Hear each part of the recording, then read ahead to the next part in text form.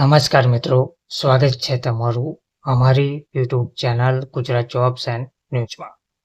મિત્રો, ગુજરાતના લાખો પેન્શનરો માટે એક મહત્વની અપડેટ સામે આવી રહી છે. ગુજરાતના પેન્શનરો હવે આ બાબતે વિશેષ ધ્યાન આપવામાં આવી રહ્યું છે. પેન્શનરો હવે ધ્યાન આપો. નવેમ્બરમાં જે જીવન પ્રમાણપત્ર સબમિટ કરવામાં આવનાર છે તેની અંતિમ તારીખ હવે આવી ગઈ છે.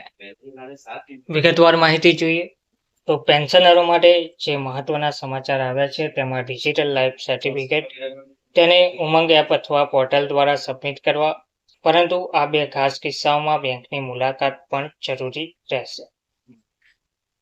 ફેસ ઓથેન્ટિકેશન ટેકનોલોજીનો ઉપયોગ કરીને પેન્શનરોના ડિજિટલ સશક્તિકરણને પ્રોત્સાહન આપવાના ઉદ્દેશ્યથી સરકાર દેશભરમાં તેનું ત્રીજું અને સૌથી મોટું ડિજિટલ લાઈફ સર્ટિફિકેટ ડીએલસી અભિયાન શરૂ કરી રહી છે. ત્યારે વિશાળ ડિજિટલ ઇકોસિસ્ટમથી દૂર રહેલા ઘણા વૃદ્ધ નાગરિકો આ પ્રક્રિયાને નોંધપાત્ર સંઘર્ષ તરીકે જોઈ રહ્યા છે.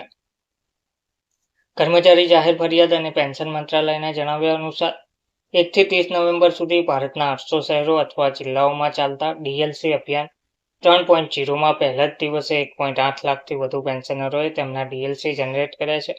જોકે ડિજિટલ કૌશલ્ય અથવા જરૂરી સુવિધાઓનો અભાવ ધરાવતા લોકો માટે ડિજિટાઇઝેશન માટે દબાણ એક પડકાર પણ રહે છે.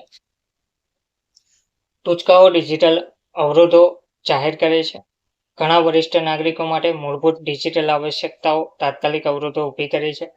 61 વર્ષીય સરિતા દેવી, જે ફીચર ફોનનો ઉપયોગ કરે છે અને સ્માર્ટફોન ધરાવતા નથી, તેમને ડિજિટલ લાઈફ સર્ટિફિકેટ માટે અરજી કરવામાં મુશ્કેલી પડી, કારણ કે તેમના ઉપકરણમાં આવશ્યક આધાર અને જીવન પ્રમાણ એપ્લિકેશનનો ડાઉનલોડ કરવાની સુવિધાનો અભાવ છે.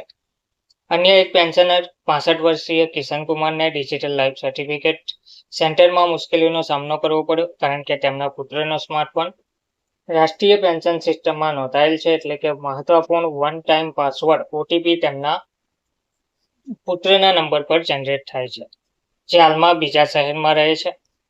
તે જ રીતે વૃદ્ધાવસ્થા સાથે સંકળાયેલી શારીરિક બીમારીઓ પણ જરૂરી બાયોમેટ્રિક પ્રક્રિયાઓને જટિલ બનાવે છે.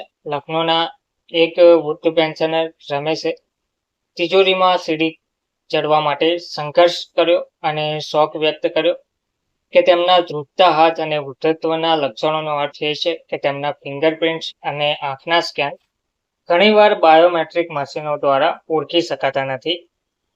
મુખ્ય તિજોરી અધિકારીએ નોંધ્યું છે કે વૃદ્ધાવસ્થામાં આંગળી અથવા આંખ ઓળખવાની સમસ્યાઓને ઘટાડવા માટે ફેસ સ્કેન સુવિધા શરૂ કરવામાં આવી છે, પરંતુ ઘણા પેન્શનરો હજુ પણ તેનાથી અજાણ છે. અસ્વીકાર માટેના જે ટેકનિકલ ભૂલો અને કારણો છે તે છે ડીએલસી જીવન પ્રમાણ તરીકે પણ ઓળખાય છે. જનરેટ કરવા માટે પેન્શનરને સામાન્ય રીતે આધાર નંબર, હાલનો મોબાઈલ નંબર અને તેમની પેન્શન વિતરણ એજન્સી પીડીએ સાથે જોડાયેલ આધાર નોંધણીની જરૂર પડે છે. જીવન પ્રમાણ અને આધાર ફેસ આઈડી એપ્સનો ઉપયોગ કરીને ફેશિયલ સ્કેન માટે બાયોમેટ્રિક્સ ડિવાઇસ અથવા વધુને વધુ સ્માર્ટફોન કેમેરાની જરૂર પડતી હોય છે. જોકે ટેકનોલોજી પોતે જ મુશ્કેલીઓ રજૂ કરે છે. મુખ્ય એપ અને આધાર ફેસ આઈડી એપ બંને ઇન્સ્ટોલ કર્યા પછી પણ જીવન પ્રમાણે એપનો ઉપયોગ કરવાનો પ્રયાસ કરતા વપરાશકર્તાઓએ એપ્લિકેશન દૂષિત લાગે છે. 24 કલાક પછી ફરીથી પ્રયાસ કરો. કૃપા કરીને 864 જેવી સામાન્ય ભૂલોની જાણ પણ બતાવતી હોય છે. નિષ્ણાતો સૂચવે છે કે સફળતા ઘણીવાર વધુ સારી ગુણવત્તાવાળા કેમેરાવાળા ઉપકરણનો ઉપયોગ કરવા અને વિષય પર પૂરતી પ્રકાશ છે તેની ખાતરી કરવા પર આધાર રાખે છે. વધુમાં એવું નોંધવામાં આવ્યું છે કે જીવન પ્રમાણ ફેસ એપનો ઉપયોગ ફક્ત ભારતમાં જ થઈ શકે છે. બેંક સ્તરે સબમિટ કરાયેલા ડીએલસી 2 પ્રાથમિક કારણોસર નકારી શકાય છે. જો બેંકના રેકોર્ડમાં પેન્શનરનો સાચો આધાર નંબર અપડેટ કરવામાં આવ્યો ના હોય, અથવા જો પેન્શનર દ્વારા ખોટો એકાઉન્ટ નંબર આપવામાં આવ્યો હોય, અથવા બેંક અધિકારીઓ દ્વારા દાખલ કરવામાં આવ્યો હોય. જો ડીએલસી નકારી કાઢવામાં આવે તો પેન્શનરને તેમની પેન્શન વિતરણ એજન્સીનો સંપર્ક કરવાનો રહેશે અને સાચી માહિતી સાથે એક નવું પ્રમાણ આઈડી જનરેટ કરવાની સલાહ આપવામાં આવી રહી છે. પુનઃલગ્ન અને પુનઃરોજગાર માટેના ખાસ નિયમો. ડીએલસીએ હાલના જીવન પ્રમાણપત્ર સબમિટ કરવાની પદ્ધતિઓમાં એક વધારાની સુવિધા ઉમેરી છે, જે ફરજિયાત નથી. જોકે કેટલાક પેન્શનરો ડિજિટલ જીવન પ્રમાણપત્ર સબમિટ કરવા માટે લાયક નથી અને તેમણે પોતાનું જીવન પ્રમાણપત્ર મેન્યુઅલી સબમિટ કરવું આવશ્યક છે. સંભવત વધારાના દસ્તાવેજો સાથે જીવન પ્રમાણ સિસ્ટમ પુનઃરોજગાર નહીં અને પુનઃલગ્ન નહીંની ડિફોલ્ટ ધારણા હેઠળ કાર્ય કરે છે. જો કોઈ પેન્શનરે ફરીથી લગ્ન કર્યા હોય અથવા ફરીથી રોજગાર મેળવ્યો હોય તો તેમની પાત્રતા અથવા તેઓ જે પેન્શન મોંઘવારી રાહત મેળવવા માટે હકદાર છે તેની રકમ પ્રભાવિત થઈ શકે છે. ખાસ કરીને અસ્પષ્ટ કિસ્સામાં મદદ માટે કોમન સર્વિસ સેન્ટર CSCની મુલાકાત લેતી 80 વર્ષીય વિધવા શાંતિ વર્મા જ્યારે જરૂરી ફોર્મમાં પૂછવામાં આવ્યું કે શું તેણીએ પુનઃલગ્ન કર્યા છે ત્યારે તેઓ સ્તબ્ધ થઈ ગયા હોવાનું કહેવામાં આવ્યું હતું. સાયબર છેતરપિંડીથી ચેતવણી. જીવન પ્રમાણપત્ર અપડેટ કરવાની આવશ્યકતાએ સાયબર ગુનેગારો માટે એક નવો માર્ગ બનાવ્યો છે. જેઓ હવે જીવન પ્રમાણપત્ર અપડેટને છેતરપિંડીના બહાના તરીકે ઉપયોગ કરીને પેન્શનરોને નિશાન બનાવી રહ્યા છે. રાજસ્થાન જેવા રાજ્યોમાં સાયબર ગુનેગારો પેન્શનરોનો સંપર્ક કરી રહ્યા છે. તેઓ પેન્શન ઓફિસ અથવા સંબંધિત વિભાગોના કર્મચારીઓ હોવાનો દાવો કરે છે.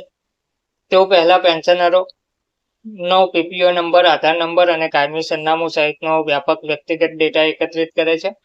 પછી તેઓ જીવન પ્રમાણપત્ર અપડેટ કરવાના બહાને પેન્શનરને તેમના રજિસ્ટર્ડ મોબાઈલ નંબર પર પ્રાપ્ત OTP શેર કરવા માટે છેતરપિંડી કરે છે.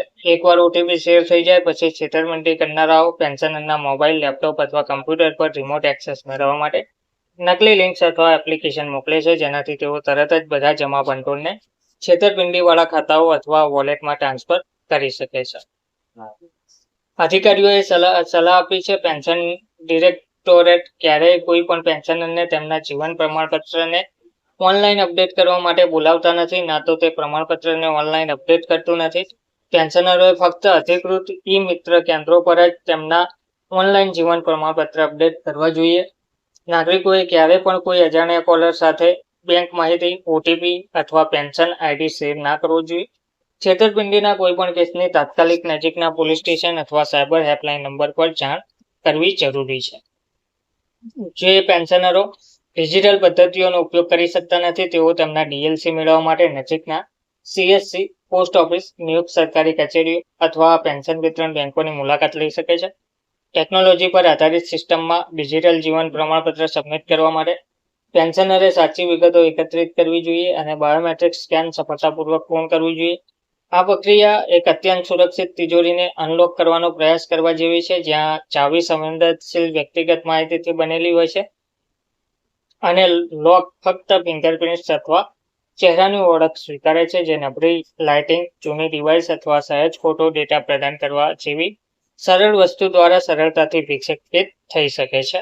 ધન્યવાદ.